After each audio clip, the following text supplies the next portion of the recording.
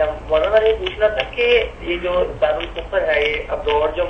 ممالک ہیں برطانیہ امریکہ ہوا ہے اس میں رہائش اپنا ٹھیک ہے ہی نہیں ٹھیک؟ اب یہ لوگ جو پوچھتے رہتے ہیں نا میرے بچے کہ سود کا کاروبار اور بینکوں میں ملازمت، یہ نہیں سوچتے کہ اس سے زیادہ حرام یورپ میں جا کے روزی کمانا،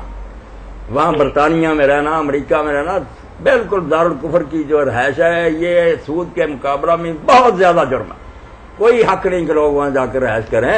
علماء اسلام اسی لیے چیختے تھے کہ اگر کوئی شخص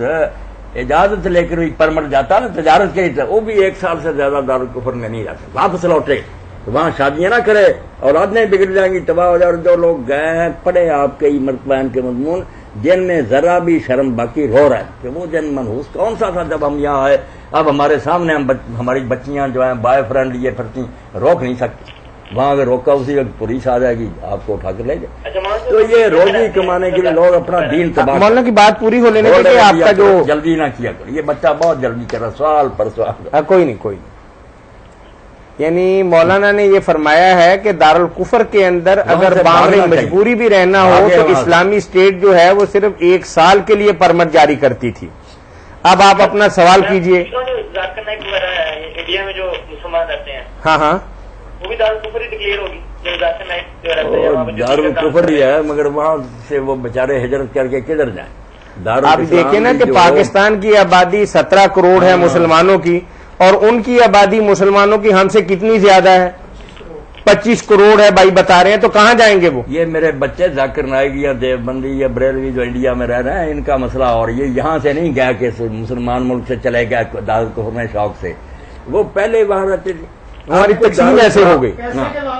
نہیں، دارالاسلام کو قبول کرے، کوئی مسلمان حکومت دعوت دے کے آ جاؤ ہم تمہیں سنبھالتے ہیں، کوئی نہیں سنبھالتا، اس لیے وہ بیچارے مجبور وہاں رہ رہے ہیں۔ ان کی بات اور ہے، وہ تھوڑے بھی نہیں، بہت زیادہ اسلام کا کام بھی کر رہے ہیں۔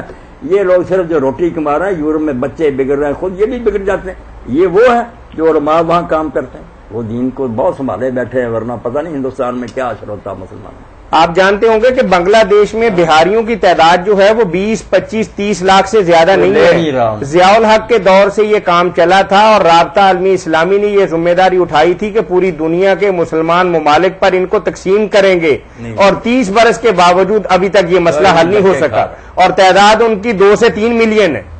یہ بہاری جو ہے نا ان کی تعداد 2 یا 3 ملین ہے، اور رابطہ عالمی اسلامی پوری دنیا کا سب سے بڑا ادارہ، ضیاء الحق کے دور کے اندر ایک ادارہ بھی بنا جو ان کے لیے اکاموڈیشن اور باقی انتظامات کرنے والا تھا، وہ کراچی کے لوگوں نے ہنگامہ کھڑا کر دیا کہ ہم نے یہاں نہیں بسنے دینا، اور اکاڑا کے اندر اور مختلف جگہ پہ چھوٹی چھوٹی بستیاں بنا کے